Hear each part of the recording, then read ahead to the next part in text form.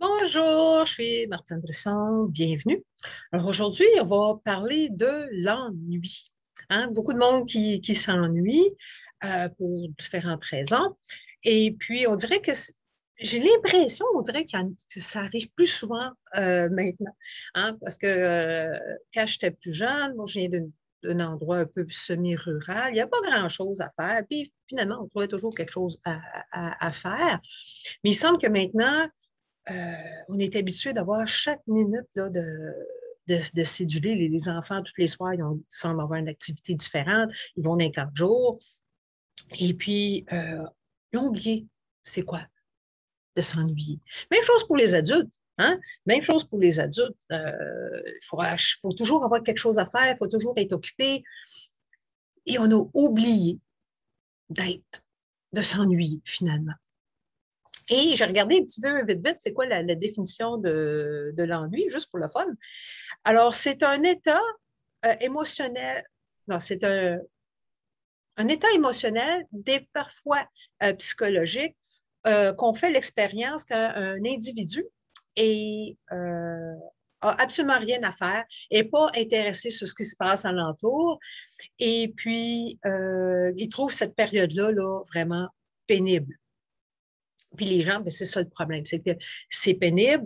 Les gens sentent cette sensation-là qui n'est pas plaisante, qu'il y a un manque de stimulation à quelque part et doivent absolument trouver un genre de relief. C'est quoi un relief?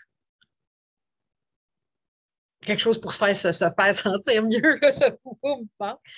Euh, mais l'affaire, c'est qu'on a oublié qu'on crée notre propre expérience.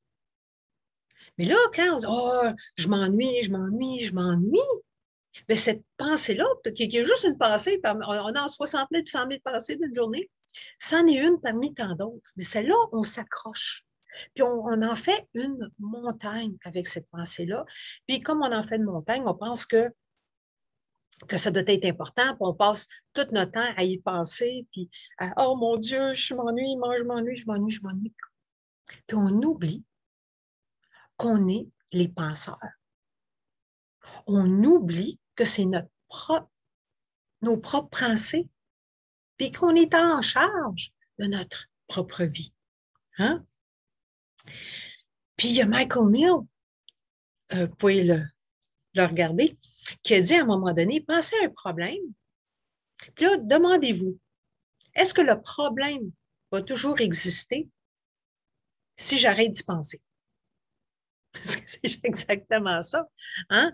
Oh mon Dieu, je m'ennuie, je ne veux pas me sentir de même.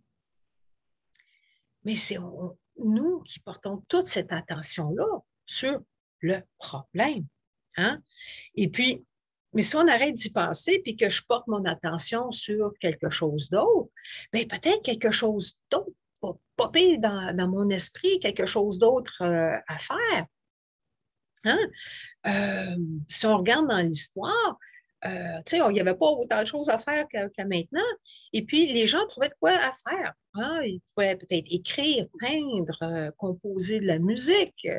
Je pense il me semble que j'avais lu à quelque part que le calcul différentiel était inventé pendant la peste. Donc, il n'y avait rien à faire, ils ne pouvaient pas sortir de chez eux. Ouf, OK? Fait que ça nous met quand même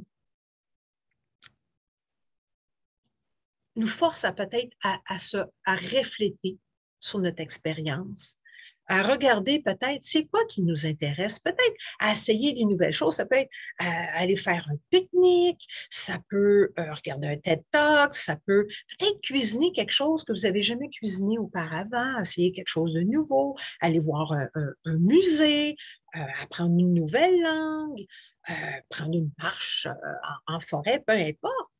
Mais des fois aussi, c'est peut-être juste le temps de réfléchir, puis de regarder notre expérience, puis de voir où on est rendu, qu'est-ce qui nous intéresse aussi. Fait qu'il y a du bon à s'ennuyer, parce que c'est une force à arrêter, puis de regarder qu'est-ce qui marche pas dans ma vie. Mais là, quand on a beaucoup de résistance, à l'ennui, mais là, c'est là que le problème commence. Hein? Euh, Puis pour revenir à Michael Neal, il a aussi dit à un moment donné, il parlait à une cliente, ça c'est dans son livre, vous pouvez le regarder, Inside Out Revolution. Il lui a demandé qu'est-ce qu'elle faisait du fait que son expérience variait beaucoup plus rapidement que les circonstances de la vie. Hein? Parce que les circonstances, souvent, ils restent les mêmes, mais selon notre état d'humeur, ça monte puis ça descend. Alors, comme j'ai dit, on est responsable sur quoi on porte notre attention. On a zéro contrôle sur quelle émotion qui va remonter. Mais ce sur quoi on a le contrôle, c'est si on en fait une montagne avec. Hein? Euh, Fait qu'on n'a pas besoin d'essayer. C'est pas une méthode pour essayer de changer. Oh, je me sens de même, qu'est-ce que je pourrais faire pour, pour changer? Mais quand on réalise que c'est juste temporaire, c'est une pensée parmi tant d'autres, puis que ça change si on n'y porte pas trop attention, ça change du même, de nous-mêmes. Notre expérience n'est jamais égale dans une journée. Ça fluctue. Alors, comme j'ai dit, ça a quand même du bon, l'ennui, parce que ça nous force à explorer, ça nous force à regarder ce qui se passe dans notre vie. Ça, mais là, présentement, on a oublié de s'ennuyer. Hein? Les gens vont regarder YouTube pendant des heures ou Facebook pendant des heures ou la TV pendant des heures ou trouver quelque chose d'autre qui est peut-être encore moins positif, là, fumer du pot ou la cigarette, l'alcool, peu importe. Tout ça dans un effort d'essayer de se sauver de nos émotions. Mais nos émotions sont temporaires. Ça reste jamais. Et puis, des fois, ça peut être aussi, comme je dis, le temps d'une réflexion. Où je suis rendue dans ma vie? Qu'est-ce que je veux? C'est quoi qui m'intéresse présentement? Puis, ça peut amener, comme je dis, des façons différentes de penser. Ça peut amener de la créativité. Euh, oui, parce que la créativité, c'est le temps, on est toujours occupé, mais on n'est pas vraiment créatif à ce moment-là. Puis, ça n'a pas besoin d'être bon non plus. Hein? L'idée, c'est de s'amuser, d'essayer quelque chose de nouveau, puis voir, ah, ça, j'aime pas ça, essayer des choses nouvelles. Mais ce n'est pas nécessaire d'être bon, là, c'est juste pour le fun, pour s'amuser, en fait, puis d'essayer des nouvelles choses, trouver. Parce qu'en fait, l'ennui, c'est un catalyste pour le changement en même temps.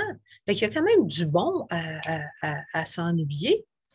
Et puis, ça nous porte aussi peut-être à faire certains changements dans notre vie parce qu'on prend le temps de dire, ah, regardons ça, il y a telle chose, mais finalement, ça ne fonctionne plus, ça, dans ma vie. Je peux peut-être essayer quelque chose d'autre. Alors, quand on ne prend pas le temps de refléter, ben, on est moins porté à vouloir faire des changements. Alors, peut-être l'ennui, comme je dis, c'est un catalyste au changement. On est tellement habitué à faire 50 millions d'affaires en même temps, ou juste de s'asseoir devant la TV puis de rien faire. Euh, cette sensation de oh mon Dieu, on dirait que j'ai rien à faire peut être un peu nouvelle. Peut aussi, comme je dis, ça peut être inconfortable, mais des fois, ça peut vous pousser à faire quelque chose de nouveau, à essayer quelque chose de nouveau dans votre vie qui pourrait peut-être vous amener ailleurs. Hein? Alors, ben, c'est tout ce que j'avais à dire aujourd'hui sur l'ennui. Et puis, ben, on va s'en reparler probablement la semaine prochaine.